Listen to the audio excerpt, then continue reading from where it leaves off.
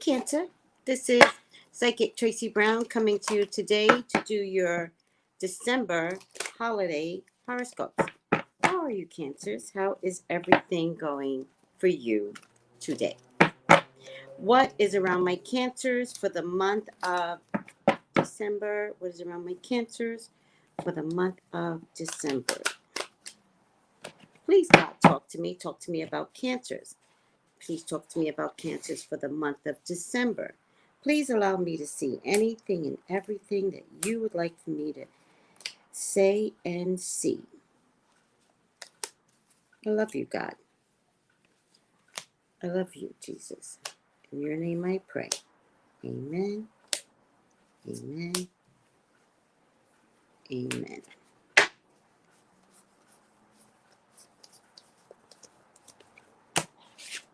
All right. Cancers, what's around you? Why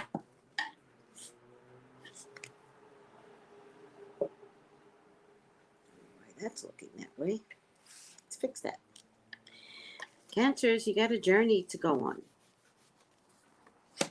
And although this is showing up as a Cancer, Scorpio, Pisces, I think this is you going on a journey of some sort. And you're going to go on this journey with somebody else. Something needs to be documented. All right? Something needs to be written down. Something needs to be clarified. Something needs to be looked into. Right? And it's you and somebody else that's going to do it together. So I get this male figure, or it could be two other people, two other men, right? And it could be discovery of sorts, like I need to know something. Now, this is a card of money, but that's not the way I'm getting it. I'm getting it more in terms of research, right? I get a page of swords here. So it's not that whatever research you're going to find is going to be good news. The research is mandated, and then you might discover some bad news. Not that it would be bad. It's just, it's not as hunky-dory as you had hoped. Something that somebody's been covering up for years is going to come out from this discovery that could involve another water sign man or you, and another man, could be fire sign, along with you. Whatever this is, it looks like it gets unearthed, right? Whatever you're looking for, looking to document, it's like you're going after one thing, but something else shows up. And it gets unearthed or unfrozen. It can't stay within the confines of history, right? And it takes you to a different place now. Something about this leads you to something else on a journey. All right? This is a real physical journey now. This is something, I wonder if I should look into this. And this is finding out through some hard work and through some real research, could even mean a real journey, like going to the Hall of Records or something in another state, in another country. Like there's discovery there that you're not what you thought something was. And wow. Could have something to do with your family or family history. And then could have something to do with the women in the family is what I'm getting more than anything. Could have something to do with the women in the family. Could it be good news overall? I think overall it's going to be amazing news. I just think, and it's not shocking, by the way, whatever this research or this discovery is, it's almost like I suspected that. I kind of heard that before type of thing. This could be some ancestry research, guys. This could be some ancestry stuff. definitely it's time to check and maybe visit something that you're just discovering. It's almost like I've had this before. It's almost like discovering that you're Irish, and it turns out you do ancestry and it turns out you're Native American. And it's like, how does that go together, guys? How does the whole life I thought I was Irish, and now I'm discovering what? Who's Native American? And mom, who did you sleep with? And dad's not dad? Now it makes sense. Now, you see what I'm saying? It's going to be something to that effect. And it's going to be really, really interesting because when all is said and done, I feel like the women might be responsible for something like that. That's just an example. I don't know what this is. It could be, I really feel like it's research of family history, and I'm going to stay there. Something that's been frozen, hidden away for a while, something to that effect. I feel like two other men are coming, and look, they're not identical at all, right? So two men come along to assert this. Well, actually, and you're like, what? And then it's like, oh, I remember something though. Let me do a DNA test. Let me see what's going on. All right.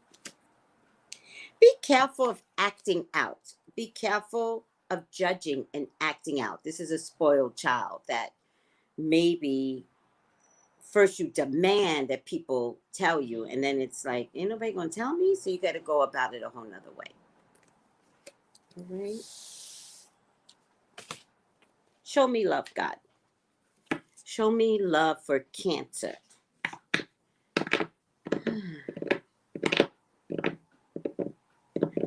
All right. Oh, love is here, though. Love is here. Try not to run from love, Cancer. Because love wants to show up in your face, but you might be like this to love. And try not to be that way. You think that there's power in this. And you, out of all the signs, are capable of turning love down when you're actually one of the most loving signs. But you might be like this, somewhat against love. And I don't want you to turn so far away from love that we don't get the beauty that's inside of you. Because this love that wants to show up for you is admirable. Definitely going to show up in a new year. Definitely could show up because of a child.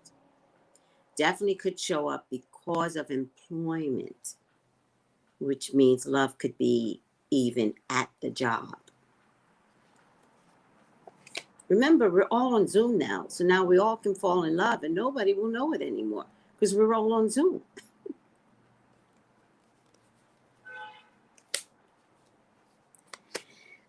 There's a legal situation coming to you involving a lot of money. And it's a long-standing legal situation. This doesn't apply to everyone. It will turn in your favor finally.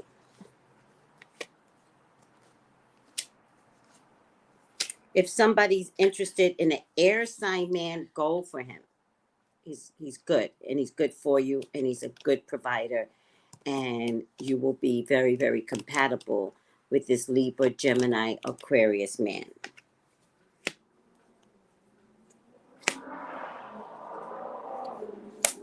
If somebody comes back familiar to you, Cancer,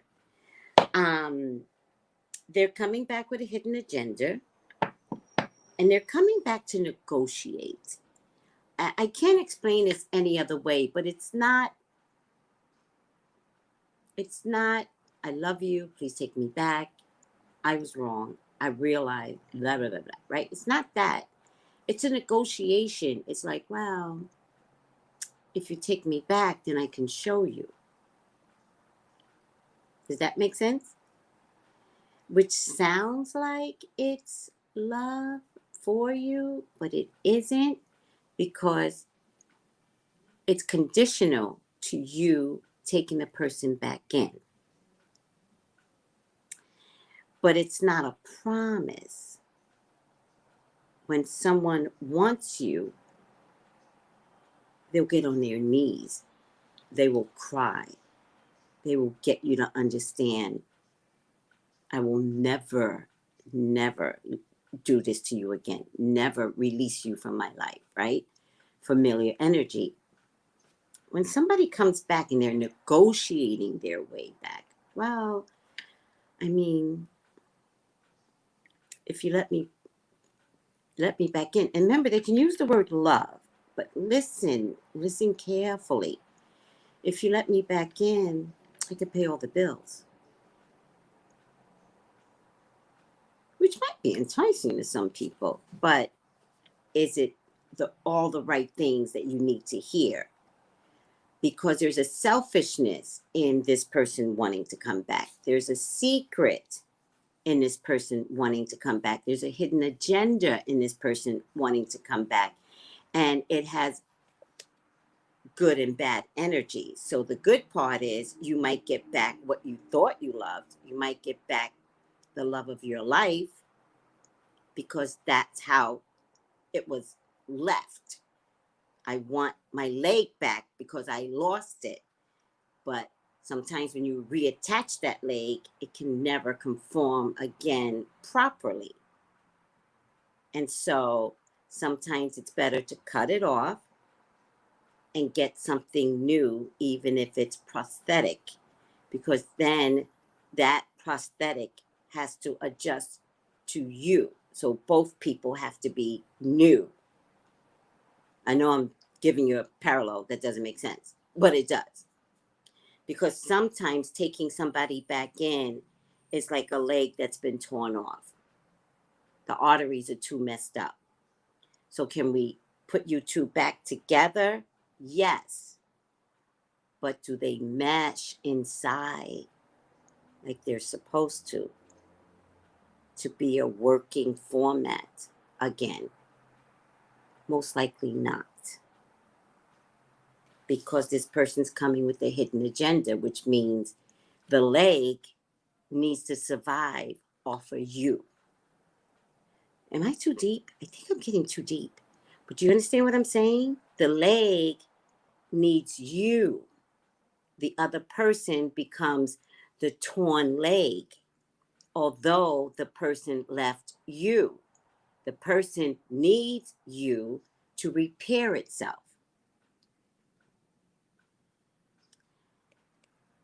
And that is the very thing that could ruin you. Because if it doesn't repair properly, right, then the whole body becomes poisoned. The whole body becomes infected. And you're holding on to this love of your life when it's mimicking love. But the person that you're taking back in thrives. And you begin to die. Your soul begins to recognize, maybe I made a mistake.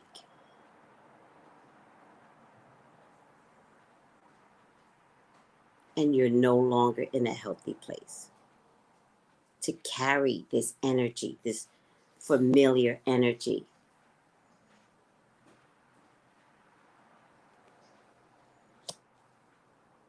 And then you start to think back and you're like, oh, the words that he used, now I get it.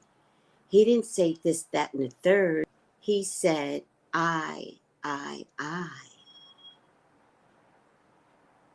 And then you say, because I've seen this, then you say, but it's too late because I'm in I. Now we go to the I statement. I'm in love with this hot mess. But I'm warning you, the leg cannot survive. The leg will only take what it needs from you. And when it's ready, the leg will go. And you will be left broken, trying to figure out, how did this happen? And then emotionally being left in a space of wobbling. emotionally because you thought you always needed that particular familiar person. When God then says to you, can we try this again? Can we figure out that maybe you can utilize something new, and new can be uncomfortable, and new could be, you might feel unworthy to better and new, but can we fix our mind and try and work on familiar energy, which is not the person, but love and companionship and someone to hold you and someone to love you back.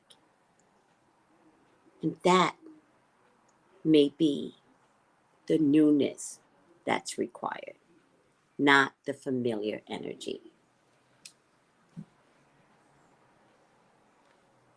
Good? That was deep. That was very deep. And we're going to stop there because Spirit told me to.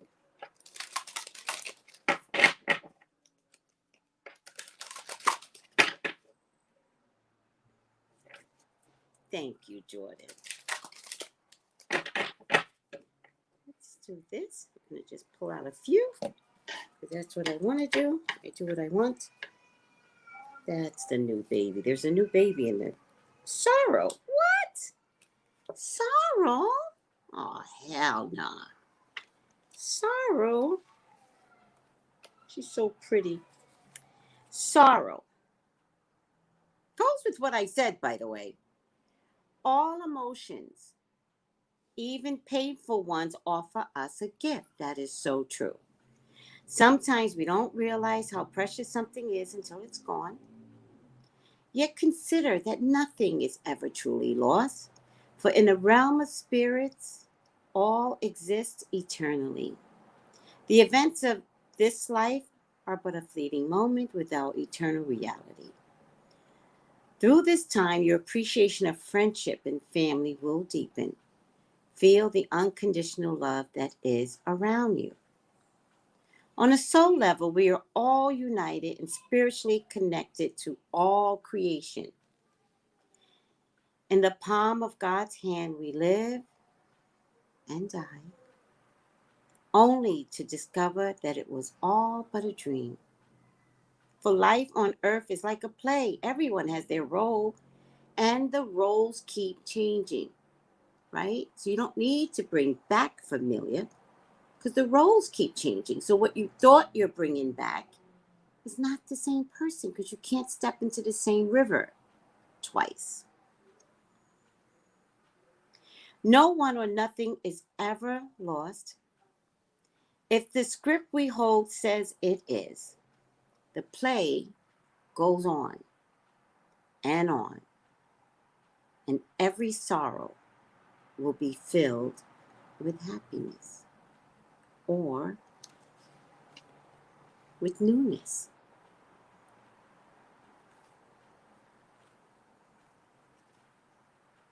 All right, guys. Thank you for putting up with me. I'm honored to do these readings. Thank you. Bye.